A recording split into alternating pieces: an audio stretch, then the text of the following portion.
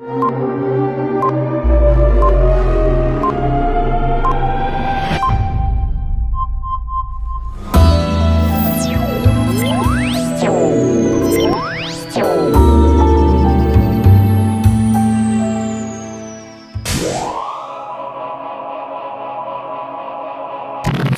verdade, nós estamos aqui para celebrar, compartilhar e fazer com que esse movimento que vocês já iniciaram se espalhe por toda a América do Sul, amém?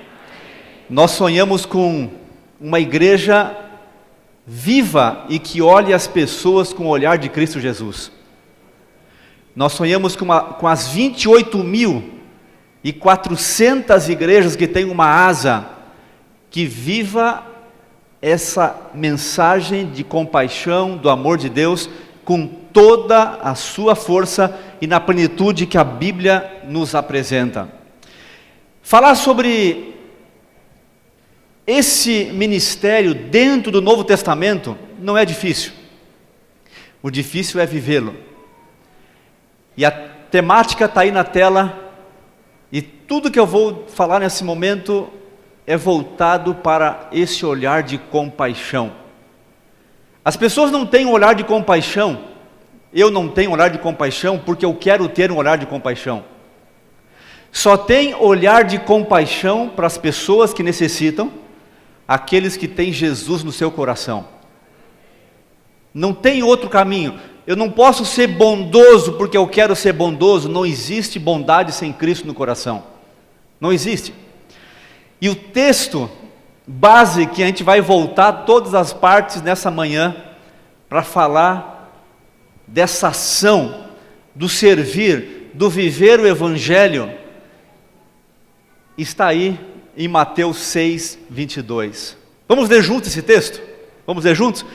Se os teus olhos forem bons, todo o teu corpo será luminoso. Amém por isso? A nossa oração essa manhã, Senhor, mude a minha forma de ver, mas primeiro mude o meu coração e habite em mim. Sabe que esse mundo é muito cruel. Tem alguém que tem um Instagram aí, um turco, e eu comecei a seguir faz um meio ano e acompanho as imagens que ele posta. Ele só coloca imagens de contrastes do mundo real, de sonhos que algumas pessoas vivem e da miséria e a desgraça que outros vivem por aí também.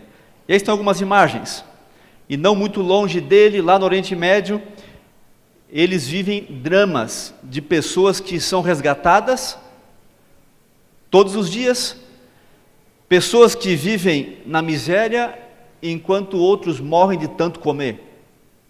Essa é a realidade do mundo.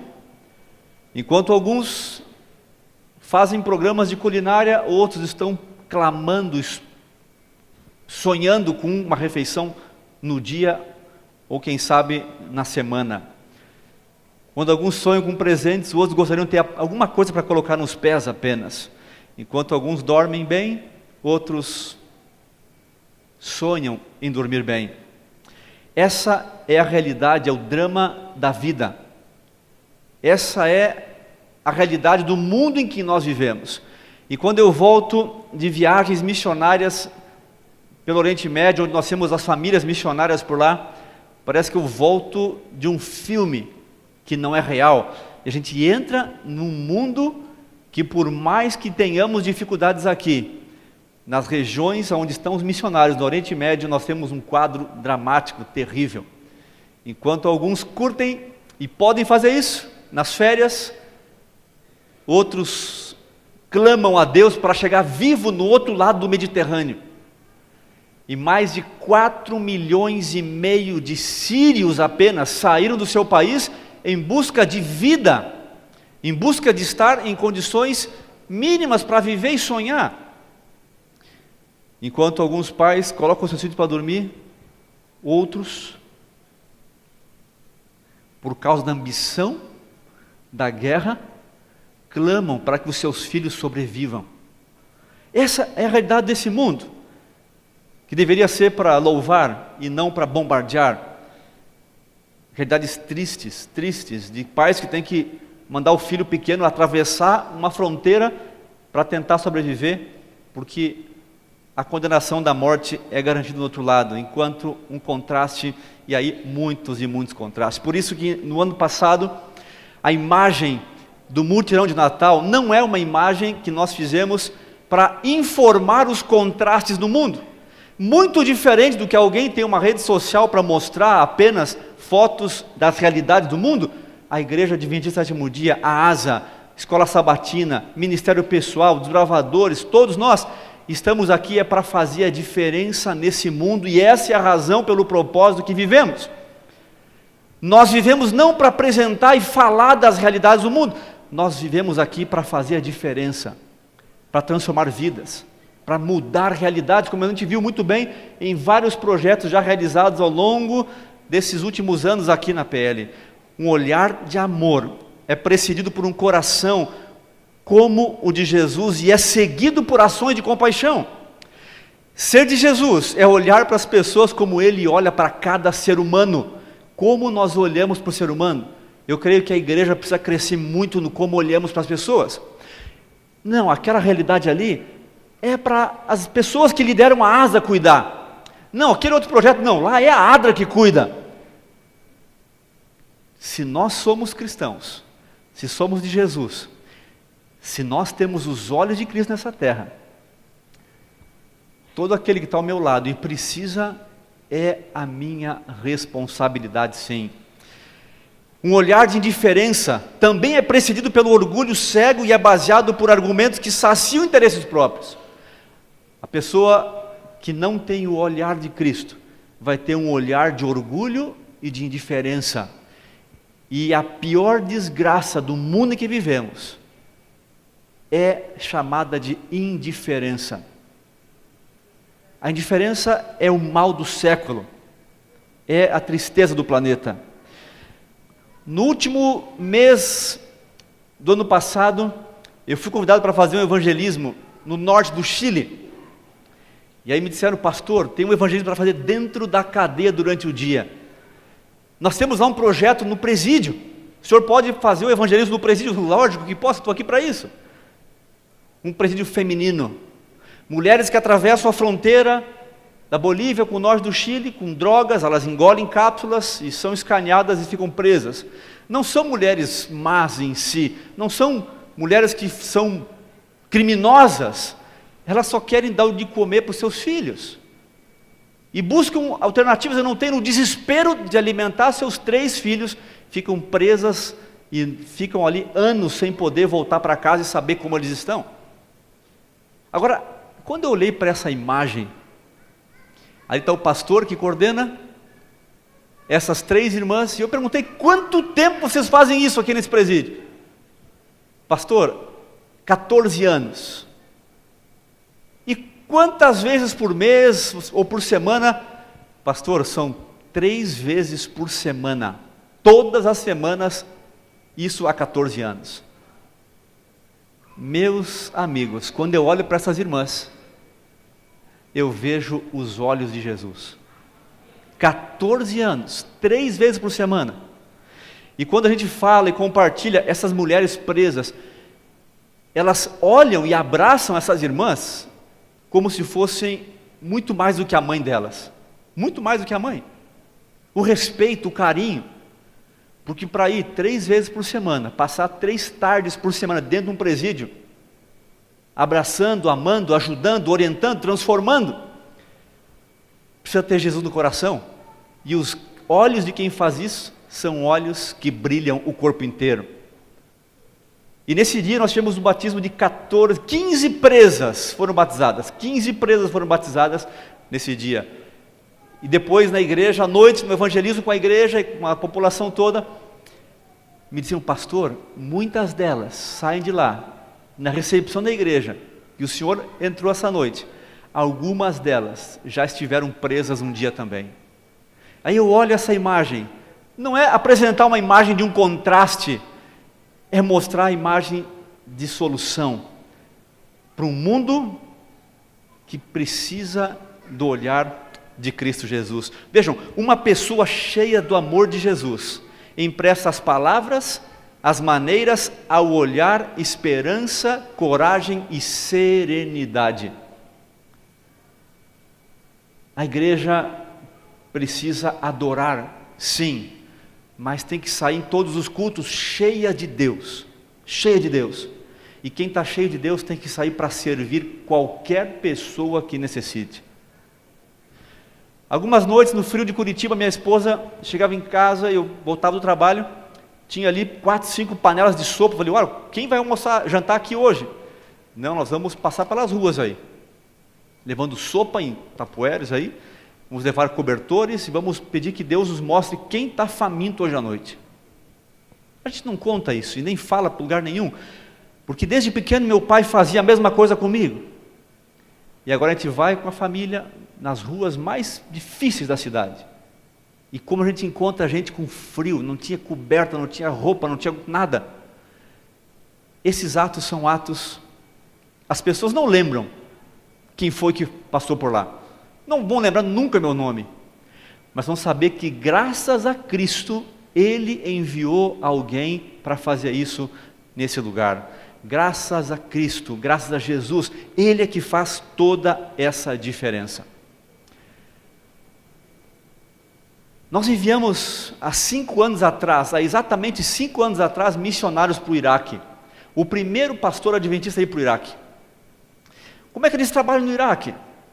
Nós temos uma igreja hoje por lá, porque podemos ter igreja, não podemos pregar, mas se não fosse pelas ações de bondade e ação social, nós não teremos nada por lá. Junto com a ONU, e aí falou parcerias, junto com a ONU.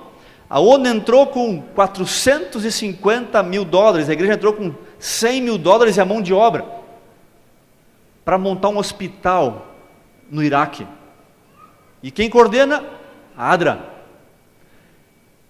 Crianças morriam todos os dias nesse lugar, todos os dias morriam crianças. Agora nenhuma criança morre mais. Nenhuma criança morre mais. E eles perguntam, quem são vocês? Vocês são anjos que Deus mandou? Eles nos chamam de anjos por lá. E aí está o hospital, famílias atendidas, abençoadas. Elas ficam um bom tempo ali até arrumar um outro caminho, se não fosse pela graça de Cristo. Pela misericórdia, nós não teríamos essa realidade. E depois disso,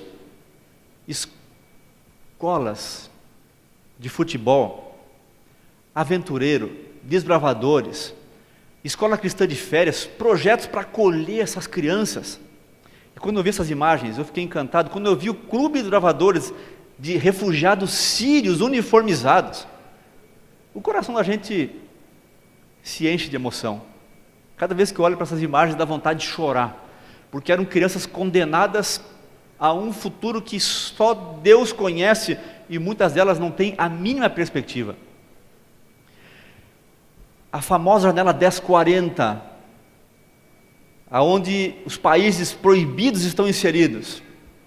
Eu costumo dizer, e por muito tempo palestrei sobre isso, que existe uma janela 1040 chamada de crianças com 4 até 14 anos. Essa janela 1040 de crianças são as mais susceptíveis, as mais abertas, as mais prontas a receber o Evangelho. O foco tem que ser prioritariamente para essas crianças. O nosso trabalho pode ser uma bênção de Deus para moldar e transformar essas crianças.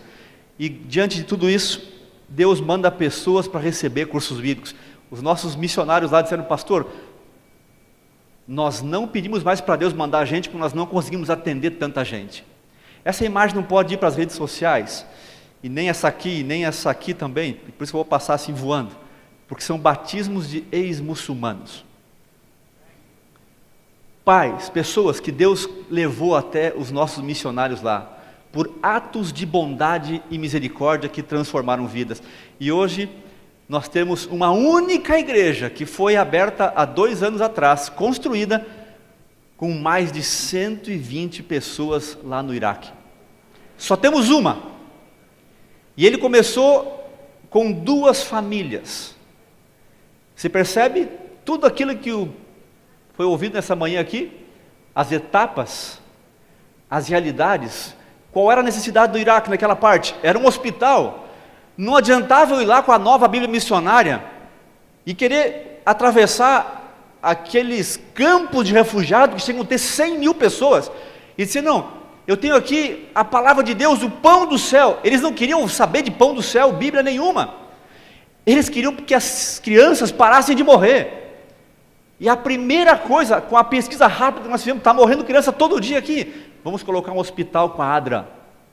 Você percebe? A pesquisa, envolvemos a igreja e as pessoas todas que estão indo por lá, voluntários, enfermeiros, médicos, dedicam a sua vida, anos, meses, a servir nesse hospital. E o resultado disso, depois de 5 anos, nós temos alguns clubes de gravadores, vários pequenos grupos, vários projetos de crianças, de ação solidária, de alimentos, e temos lá o resultado final de tudo isso. É um lugar para adorar a esse Deus, como cantamos agora há pouco. E aí está o resultado disso. Essa família síria, que chega num campo de refugiados para morar numa barraca como essa ali, uma barraca, e eles têm que pagar por aquilo ainda. A pior coisa que aconteceu não foi morar na barraca, deixar seu país, seu trabalho, tudo que tinham para trás. A pior coisa foi que essa barraca, por acidente, pegou fogo. E ali estava o nosso missionário. O que ele fez? Primeiro estudo bíblico que ele mencionou, Lona. O nome do curso bíblico é Lona. É o texto, atender primeiro às necessidades. Esse é o método infalível de Cristo. Lona? Quem são vocês? Anjos. Segundo o curso bíblico, o que vocês precisam aí? Comida, alimento, roupa, o que está faltando? Tudo que faltou eles supriram. Eu pergunto agora a essas pessoas, quem é você? Eu sou brasileiro, vim lá do sul do Brasil, estou dedicando a minha vida aqui para ajudar vocês. Como assim? Como assim? Jamais nós teremos acesso a essa família na Síria, jamais. Mas Deus arrancou de lá, para que elas pudessem ouvir lá numa fronteira da Turquia, onde está o nosso missionário, as mensagens do céu agora. E o Evangelho entra com o método de Cristo de forma poderosa. Eu pergunto, esse povo agora está aberto para ouvir quem são eles, por que estão ali, o que é a Bíblia, o que são os adventistas. Eles não falam que são cristãos, porque eles têm ódio de cristão, porque eles olham, às vezes aí algum país cristão, olha os Estados Unidos, esse povo é cristão, come bacon de manhã, bebe cerveja, e tem muitas mulheres, esse povo é cristão, isso não pode ser religião. Lá no Oriente Médio é proibido ter o porco, não tem um animal, é proibido venda de bebidas alcoólicas, você tem uma série de coisas. Eles começam a ouvir a gente, eles olham a nossa lista de princípios bíblicos, e o nosso é muito maior do que o deles. Eles falam, uau, adventista é mais radical que muçulmano então? E eles se encantam com isso. Nós também adoramos um só Deus, nós não comemos porco, nós temos a família, nós temos um dia de adoração, e a nossa lista vai embora. E eles começam a ouvir à noite, Deus vai lá e dá um sonho para eles, um sonho. E nesse sonho, eles confirmam o Evangelho de Cristo, a palavra de Deus, e aceitam o batismo. E aí estão eles sendo batizados, vários deles. Tudo isso lá no Oriente Médio. Deus tem feito milagres, milagres. Agora vejam só, para que meus olhos sejam bons, eu tenho que romper com o pecado. A verdadeira piedade começa quando termina toda a transigência com o pecado. Eu quero ser bom, não tem como, tem que cortar o mal da vida. E as pessoas, quando fazem isso, elas então começam a olhar para as pessoas de modo diferente. A arrogância vai embora, o amor brota no coração e Deus transforma por completo a vida. Um olhar de amor e compaixão. Você lembra do antigo filme Paixão de Cristo, de Mel Gibson? Pietro Sarubi, esse que foi o personagem, aí foi aquele que fez o papel de Barrabás. Tinha uma regra só para ele: você tem que ser mau, vai interpretar um ser terrível. Você não pode olhar para Jesus durante a cena, não se arrisque a olhar para ele. Você jamais pode olhar para ele, para manter o seu olhar perverso de um bandido mais terrível da ocasião, para então um filme ser completo. Acontece que nessa imagem você vê ele vacilando. Ele olhou para o personagem Jesus. Ele olhou para o personagem. Esse olhar é exatamente o que ele não podia ter feito no filme. E esse homem que estava perdido na vida, literalmente perdido, longe de Deus, ele escreveu um livro, de Barrabás a Jesus, convertido por um olhar. Um olhar. E que olhar foi esse? Quando olhou nos meus olhos, os olhos de Jesus não tinham ódio, nem ressentimento, só duas coisas: misericórdia e amor. Aí está o livro dele. Barrabás é o homem a quem Jesus salvou da cruz, e ele que representa toda a humanidade perdida e escrava da desgraça e do pecado. Pedro olhou para Cristo também aquele dia, na história real bíblica. Naquele olhar, Pedro leu o amor e a compaixão do Salvador, e uma torrente de recordações invadiu a sua mente. O método de Deus para transformar os mais ímpios e terríveis pecadores é um só: bondade. É a bondade que transforma. Não é falar tudo o que você imagina, não é xingando, não é castigando. Só tem um jeito que Deus usa para transformar o mundo: é a bondade. É a bondade que transforma, é a bondade que transforma, é a bondade que redime, é a bondade que restaura, é a bondade que transforma qualquer pessoa na mais terrível, como Pedro. Nesse olhar, ele tinha acabado de negar a Cristo, e agora ele olha, e num olhar algo morreu dentro de Pedro. Ele vai, chora, e ele é transformado pelo olhar de compaixão. O olhar de compaixão de Deus, nesses dois textos bíblicos muito conhecidos: ele enviou seu Filho. O Evangelho se torna uma pessoa, a palavra encarnada, a Bíblia que todos podem ler. Essas são as passagens bíblicas para a base teológica do Novo Testamento, do dar. Deus deu tudo o que tinha de mais precioso no olhar de compaixão de Deus para esse mundo corrupto e pecador. Quando eu olho os missionários lá, eles estão num país que não são bem-vindos. De um modo geral, as pessoas lá odeiam os missionários. Eu fiquei pensando na seleção, quando tinham aqui em São Paulo, há 5 anos atrás, mais de 50 para serem selecionados. Você quer ir para um lugar que as pessoas te odeiam, um lugar onde é seco, árido, longe da sua família, da sua cultura, passando o risco de perder a sua vida no Oriente Médio, e tinha 130 querendo ir para lá cumprir essa missão. 130. Nós tivemos que tirar todo esse grupo, ficar só com 25. Eu fico olhando. Jesus aceitou vir a essa terra para vir para aqueles que não queriam receber, e o nascimento de Cristo é a prova disso. Não tinha nem aonde nascer, correndo o risco de ser morto, e foi morto. Mas ele amou, e amou até o fim. Ele morreu amando. O olhar de compaixão de Jesus, aí podemos citar muitos textos na Bíblia.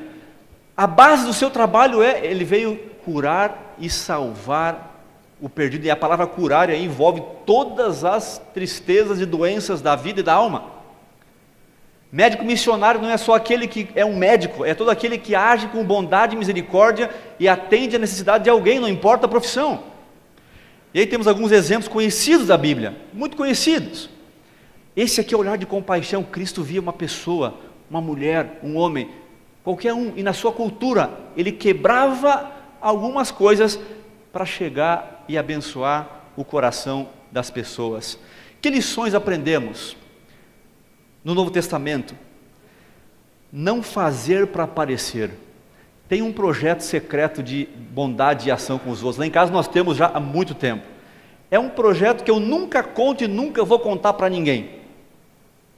Sempre, constantemente, um projeto secreto. Só nós e Deus sabemos, ninguém mais. Tenha esses projetos. Todo necessitado é o meu próximo. Não é problema do governo, do país, da ASA, da ADA, não. Todo necessitado é meu próximo. Isso tem a ver com o preparo para a volta de Cristo. O maior é o que mais serve, e ele lavou os pés do mundo inteiro naquela noite, quando lavou os pés de Pedro também. Se humilhou para servir, Lições que aprendemos aí nos Atos dos Apóstolos. A igreja vivia assim, você conhece bem os textos, você conhece bem. Eles vendiam as suas propriedades, é algo que está longe, tão longe quanto os 2000 anos que eles viveram disso. De vez em quando eu escuto alguém que faz isso, mas eles viviam assim. Eles atendiam as viúvas. Você tem aí a pregação por Dorcas, essa mulher que está na Bíblia, tão importante a sua vida e ministério, que Deus deixou ali o registro da sua história, e outros mais que nós poderíamos destacar. Agora, dos ensinos de Paulo, tanta coisa que podíamos tirar de lá. A ação social do cristão, e aí tem o texto, a ajudar os necessitados da própria família da fé, as viúvas, solitários, todos aqueles que necessitam, os pobres da Judéia, fé e obras. Aí tem olha a quantidade de textos, daria para passar uma semana só analisando esse tema no Novo Testamento. Agora, Ellen White fala que o primeiro impulso do coração regenerado é levar outros também ao Salvador. Esse é o primeiro impulso.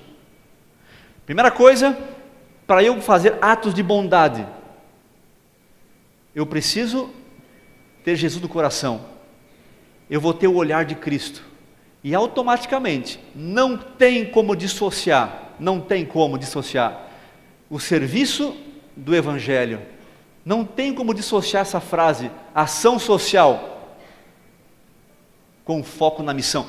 É impossível a dissociação bíblica. No Novo Testamento, a salvação passa pelo método de Cristo, e só esse banner aqui que vai ficar em nossa camiseta, em nossa pasta, em nosso crachá, já é a mensagem desse ano do Serve para todos nós.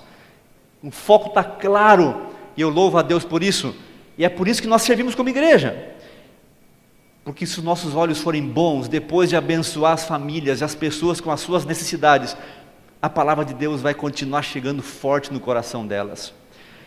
Essa história é uma das histórias que marcou meu ministério.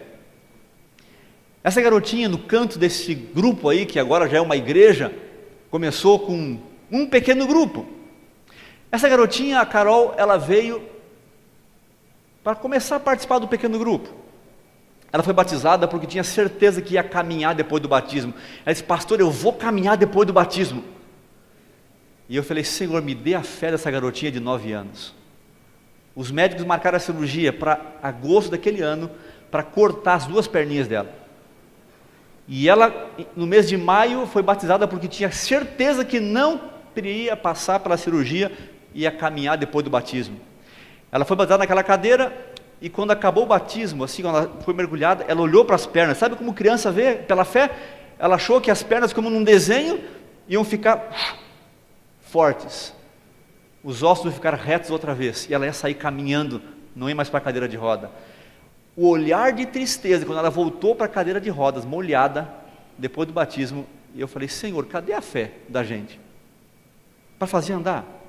Aí estava uma multidão na vigília, e alguém levou ela para casa, porque o ônibus acabou não vindo, e fizemos várias viagens, levei algumas com o meu carro e outros irmãos, e uma irmã, membro da igreja, 40 anos na igreja, lia a Bíblia todos os dias, lição de escola sabatina, dizimista, fiel da igreja, filha adventista, toda a família da igreja, levou a Carol para casa. Disse: pastor, a Carol, a casa dela entrou a água com a enchente, está terrível, temos que ajudar a casa da Carol. E ela me deu o recado, e eu conheci mais de perto a historinha dela. Você vê as pernas dela tortas, os ossos muito fracos, porosos, entortaram, e ela estava andando de joelhos, como sempre andava, e o pior de tudo é que não tinha no que dormir, estavam dormindo em cima de panos, o colchão eram panos no estrado. Já dormi em colchão ruim? Não é colchão ruim, não tinha colchão, era roupas e panos e o estrado. Quando levamos colchões novos, cobertores, naquela ocasião a Asa e a Adra eram uma coisa só na igreja, eu liderava isso lá, levamos para eles. Na próxima reunião do pequeno grupo, aquelas crianças olhavam para mim assim, pegavam: pastor, a noite que eu dormi foi a melhor noite da minha vida naquele colchão novo. Uma noite de sono como eu nunca tive na minha vida, os garotos falaram. E ela disse: pastor, eu posso fazer um pequeno grupo para aquelas crianças naquela casa? Claro que pode, irmã, porque não precisa nem pedir isso, faça. E essa irmã foi. Ela tinha uma coisa só, zero experiência, mas os seus olhos brilhavam por Cristo. Olhos que brilhavam, B.O., brilho nos olhos. Essa é a técnica que é infalível em qualquer projeto. Só que o pequeno grupo durou só uma semana, e aí está o pequeno grupo, a foto, e acabou. Carolzinha no meio, batizada, na cadeira de rodas. Na outra semana era um grande grupo, tinha 40 crianças. Uma chamou a outra, e a outra chamou a outra, e ela começou a dar comida, e levar bolo, e projetos sociais, ensinar higiene, coisas básicas, escovação dentária, começou a fazer projetos. Na outra semana tinha 70 crianças. Amém, é isso mesmo. Levou o coral da igreja lá na casa dela e fez uma festa bonita, e levou eles lá para o colégio também, ali fazer uma outra atividade com eles, ensinando, dando perspectiva para eles, mudando aquelas crianças, testemunhando. E ela falou: eu posso fazer mais, pastor, eu posso fazer mais.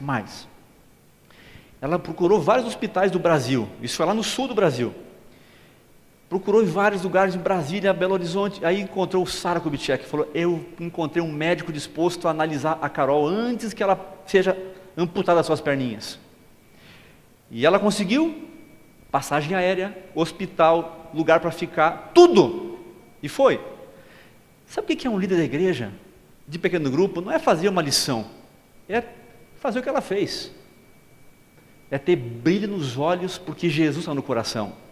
Levou a Carol para lá, primeira viagem da sua vida, lógico, depois foi mais 10 vezes, chegou no centro de estudos, o médico com muito carinho examinou, analisou, olha o raio-x das suas perninhas, e ela, depois de 10 dias lá, me liga: pastor, eu não falei para o senhor? Eu falei que eu ia caminhar depois do meu batismo.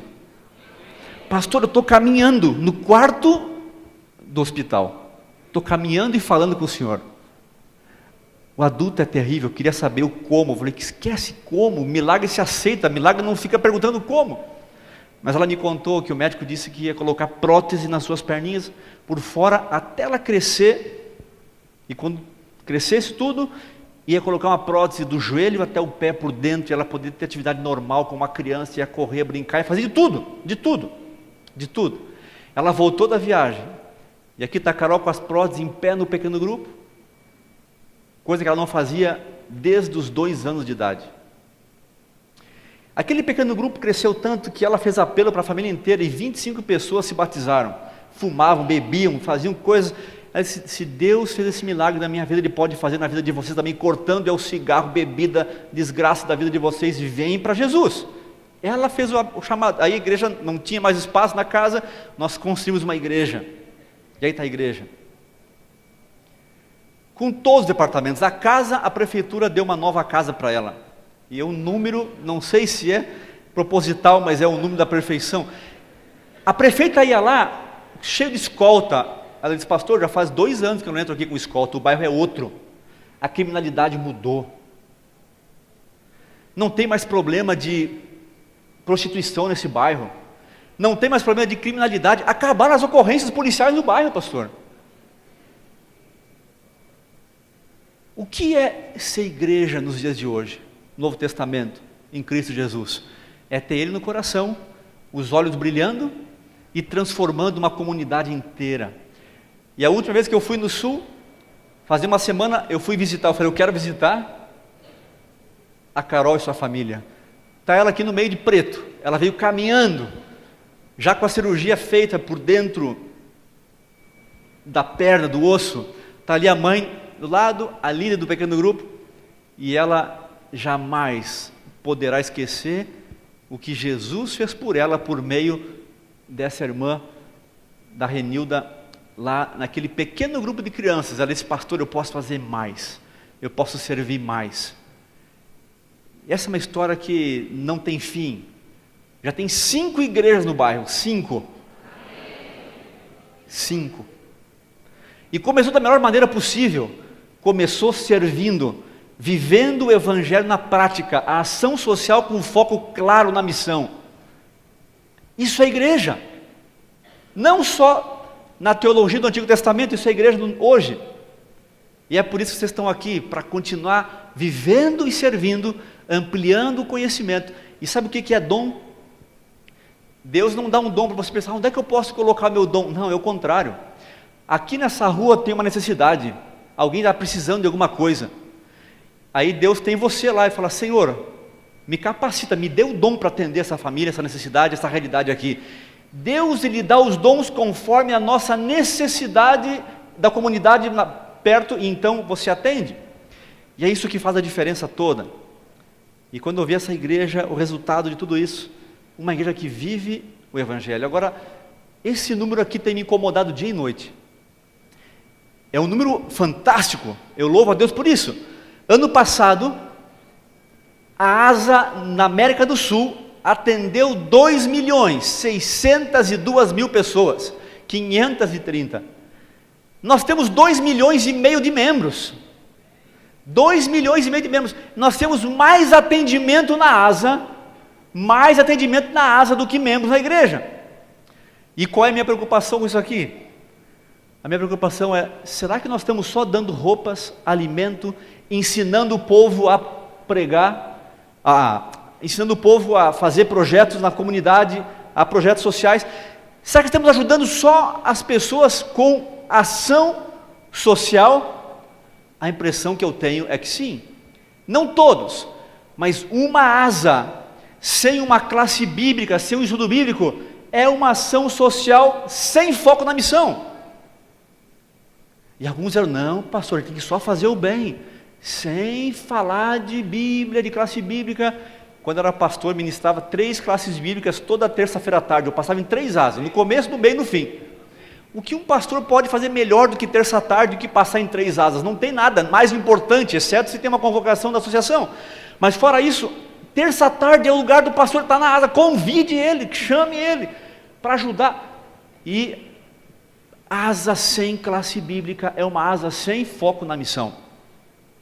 Quando eu olho esse número, eu fico imaginando, nós temos que oportunizar para 2.600.000 pessoas para receber, sim, para receber o pão da vida e a esperança eterna em Cristo Jesus. É por isso que nós temos a ação social, é por isso que nós temos a asa, o A, ação, projetos, o S, solidária, pessoas que atendemos, e o adventista é a nossa missão, ação solidária adventista. E eu louvo a Deus pelo foco claro aqui na missão. Um resumo de tudo que nós falamos nessa manhã, nessa parte do Novo Testamento. Esse autor, ele considera algumas coisas. A ação social do cristão está baseada na ação de Deus para redimir o mundo. O motivo da ação social do cristão é o amor de Deus, e a missão é mostrar a compaixão de Jesus a qualquer pessoa que necessite. Próximo é verbo, não substantivo. Cada pessoa que eu encontro tem um próximo em mim. Aí tem que tirar foto, tem que tuitar, tem que mandar para o mundo inteiro essa imagem. Cada pessoa que eu encontro podia ser eu. E sou eu, porque é um filho de Deus. Cada pessoa tem um próximo em mim.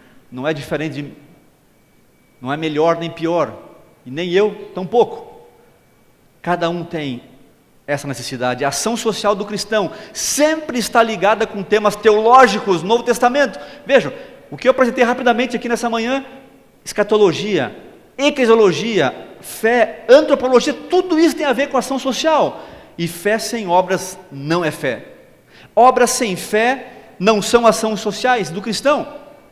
Uma coisa não pode ser dissociada da outra. Somos justificados pela fé e julgados pelas obras. A ação social do cristão é parte necessária da fé cristã. E agora vem algo incrível. Assim brilhe a luz de vocês diante dos homens, para que vejam as boas obras e glorifiquem ao Pai de vocês, que está nos céus. Tudo que é feito aqui na PL, tudo que é feito em cada igreja, não é para glorificar nenhum ser humano, porque Deus não divide glória com o ser humano. Não é para a sua asa fazer um projeto fantástico, é para fazer, mas é para quem a glória? É para glorificar ao nosso Pai do céu. Nessa manhã, o meu pedido a Deus é um só: Senhor, me dê um olhar de compaixão a todos aqueles que necessitam. Você quer pedir a Deus também nessa manhã que Ele tenha e nos dê e continue dando duas coisas: brilho nos olhos, um olhar de compaixão com Cristo Jesus. Quantos gostariam de dizer: Senhor, nos use nesse ano, não com o talento que eu tenho, com o dom que eu tenho simplesmente, mas para atender uma necessidade que nós tenhamos na comunidade. O Arte Trio vai cantar, e ao eles cantarem, firme esse compromisso com Deus: Senhor, nos coloque, nos use, muito além do que nós somos capazes, mas primeiro coloque Jesus no coração, e é por isso que estamos aqui,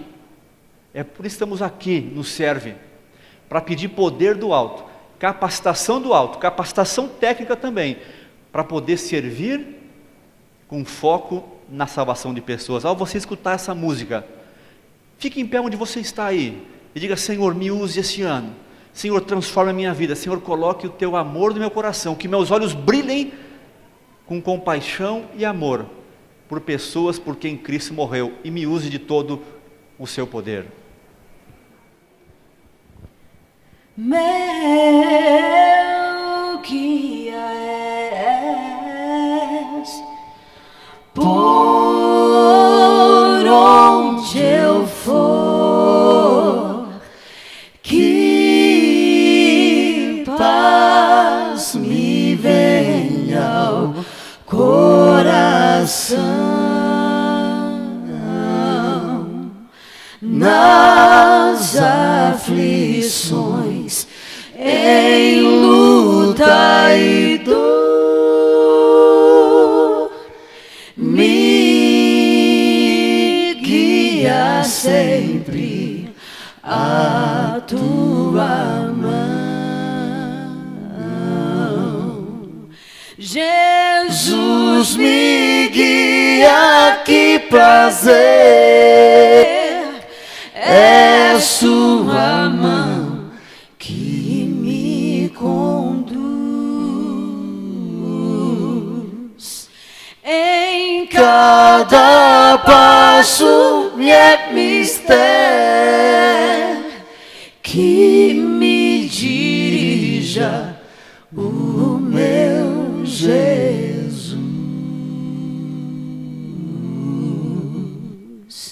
Se às vezes vem temores maus em meio de perigos, por água mansa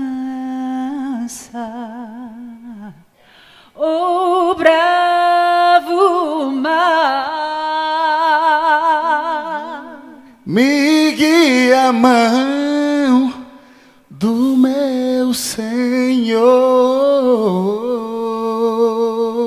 que eu jamais murmure aqui, mas sinta paz por onde for. Contente estou, confio em ti, espero sempre em teu amor. Meu guia és, por onde eu for, que paz me venha ao coração, nas aflições, em luta e dor, me guia sempre tua mão. Oh, fazer, é sua mão que me conduz. Em cada passo é mistério que me dirija o meu Jesus. Vamos cantar juntos? Que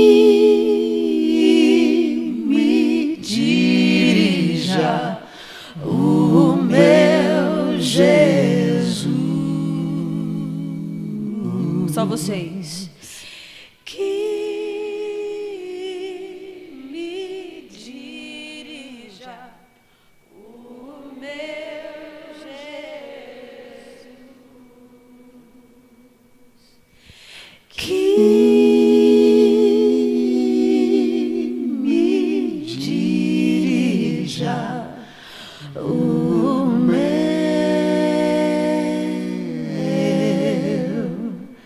Jesus.